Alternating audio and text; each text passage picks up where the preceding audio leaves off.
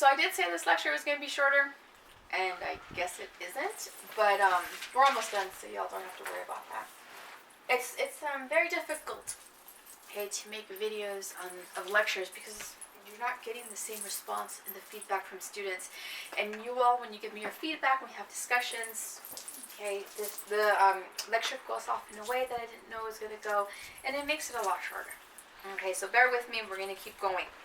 My other co-star left. David is behind the camera now because he's falling asleep.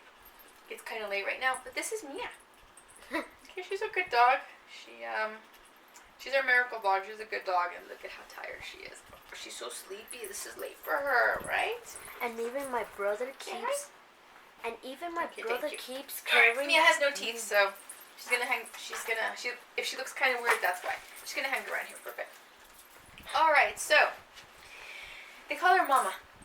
Her Mama. She's mothering the workers in her cafeteria. She's mothering them. She's now in charge, right? She's mothering them. I thought that was a very sweet scene right there where she mothers them. Yeah. It was a large, high-priced cafeteria for businessmen on Lower Broadway. My mother was the chef's helper and peeled and scoured tons of vegetables for cooking. Her wages were $7 a week. She woke at 5, cooked us breakfast at home, then had to walk a mile to her job. She came home at 5:30, made supper, cleaned the house, was busy on her feet until bedtime. It hurt my father's masculine pride to see his wife working for wages, but my mother liked it. She was proud of earning money, and she liked her fights in the restaurant. My dear, tireless, little dark-faced mother. Why does she always have to fight? Why does she have to give my father a new variety of headache with accounts of her battles for justice in the cafeteria? So we know that she's a feisty lady, and she's not going to do what the protagonist, right, partially did in American Night. She's not going to lay down and watch people walk all over her. Heck no. She's like, I'm gonna fight. And I hope that you all saw this and thought it was a little amusing. 2329, the very bottom. The cafeteria that she talks about. Your fruit is dreck. It is fit only for pigs, she told the manager bluntly, and once she begged me to promise never to eat hamburger steak in a restaurant when I grow up. Swear to me, Mikey, she said, never ever eat hamburger. I swear it, Mama. Poison, she went on passionately. They don't care if they poison the people, as long as there's money in it. I've seen it with my own eyes. If I could write English, I would write to all the newspapers. Mind your own business, my father growled. Such things are for Americans. It is their country and their hamburger state. And you now learn that drek is Yiddish for feces, so drek. That comes again, by the way, right? It comes again with this idea of you don't know what goes into the meat that you eat. Again, very timely with our issues right now. The jungle hasn't changed much. Let's look at their tenement where they live. Mind you, she has a decent job. She's working. She gets a wage, $23.30. Because remember, we went from the tenements and the stockyards in Chicago to New York.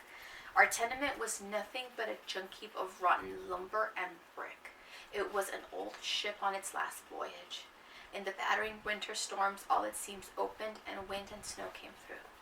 The plaster was always falling down. The stairs were broken and dirty. 5 times that winter, the water pipes froze and flood spurted from the plumbing and dripped from the ceilings. There was no drinking water in the tenement for days. The women had to put on their shawls and hunt in the street for water. Up and down the streets, the stairs they groaned, lugging pails of water. In December, when Mr. Zunzer, the landlord, called for rent, some of the neighbors told him he ought to fix the plumbing. Next week. Next week, my mother sneered after he'd gone. 12 times he told us that. A yellow-faced murderer. May the lice eat him next week. May his false teeth choke him to death the next week. I love this woman, but this was their place to live. So even though she worked, and even though she had a little bit of money, it still wasn't that great. But yeah, she tries to make it better. $23.31. Fix the plumbing first, Mr. Zunzer, then I'll pay the rent. Mr. Zunzer glared at her with his goggly eyes. Goggly eyes. I throw you out, mischief maker. I know who you are. You're the one who's been starting the rent strikes here. Yes, my mother said coolly, and you've scared the others into paying them, but you can't scare me. I can't? I will show you. Tomorrow I'll call the sheriff and throw your furniture in the street. No, said my mother. First you'll take me to court. I know my rights. Very American, right? Take me to court. So sue me. love that. I love that. I love this lady. This lady's amazing. 2332. Okay. You, this goes to talking about Dr. Zunzer. Mr. Zunzer, excuse me, the landlord. Okay. And when you're reading these stories, I think it's, and in our lives, right, when we struggle sometimes with money, I think it's easy to say, if I had all this money, I'd be happy. Right? If I had money, I wouldn't be so stressed out. If I had money, I'd be able to pay all my bills and live comfortably. And you're right.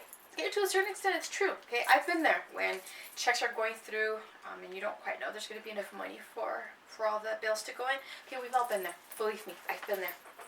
Okay, but if we look at the story behind the landowner, this is a warning to us. Okay, the bottom of 2332. Happiness did not come to them. This is Mr. Zunzer. Okay, because Mr. Zunzer had money and started getting money and had his family. Mr. Zunzer had formed the habit of saving money. He was a miser. He grudged his wife and children every cent they needed.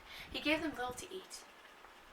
His wife fell sick. He grudged her a doctor. She died. At the funeral, he fought with the undertaker over the burial place. He was always thinking of money. His children grew up hating him for his miserly ways. One by one, they left him. The eldest boy became a thief. The second boy joined the U.S. Army. The girl disappeared. Mr. Zunzer was left alone. He's rich now. He owns a pawn shop and several tenement houses, but he still lives on herring and dry bread and saves pennies like a miser. It is a disease. Alright. Scarcity changes people. And I don't like Mr. Zunzer, but I will say this. Okay? He grew up poor. He was very poor, right? Okay, just like the protagonist in my last story. He was very poor when he came to America. But the way that we suffer, because I've had students tell me, oh, why is it that these bad things happening? Look, this has been my philosophy since I was young, because now I'm old. The way that we react to our suffering, okay, is the way that states whether or not we've learned our lesson. Okay, so I've always been to the idea that when something bad happens to you, learn from it and continue on. And that's hard. It's easier said than done, right? Because when something bad happens to you, or when you do something bad as well, you have to learn from it. Okay, does he learn from the tragedies that befell him? No. Okay, what happens when he grows up really poor, having to fight for everything? He gets money, he becomes a miser. When his wife dies, and because she doesn't get the doctor in time, even though he has the money, does he learn and say, oh, my wife died, I should be more generous with my money, I should help my children? No, he doesn't. And he doesn't change as the story continues. We feel bad for him, but no, he won't change at all. And if we look at 2333, remember he also owns the pawn shop, right? The mom goes in there to pawn her diamond ring. Okay, that was it. That's all she asked, because her children need shoes. Kids need shoes. Y'all, I have bought my little boy 3 pairs of shoes in 3 months, right, Joe?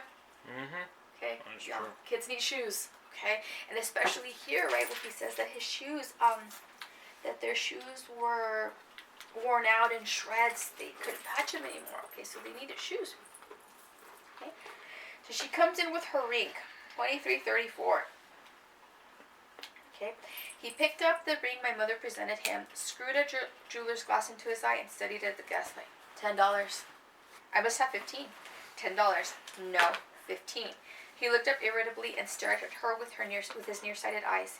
He recognized her in the pawn shop gloom. You're my tenant, aren't you? The one that's made all the trouble for me. Yes, what of it? The landlord smiled bitterly. Nothing, but you're sure to come to a bad end. No worse end than yours, said my mother. May the bananas grow in your throat.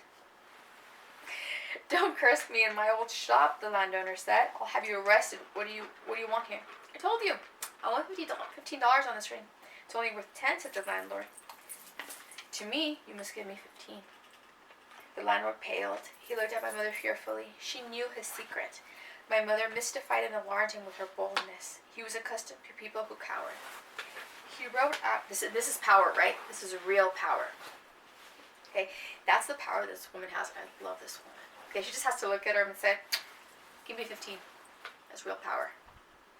Okay, it's not having a lot of money. It's not having influence. It's not being very strong or very tall. Nope, all she has to say is, give me. She stands up to him. He wrote out a ticket to the ring, gave my mother $15. Right, so she cried over her victory when we walked home. Right, now she has the $15 for shoes. The next day, she bought shoes for my brother, for my sister Esther, and for myself. Right? Her own shoes, she forgot to buy. That's the way she generally arranged things. Okay, that last, the second to last line, my own shoe, her own shoes she forgot to buy. Do y'all think she forgot to buy her shoes? She bought shoes for her children, for her little boys, and her little girl.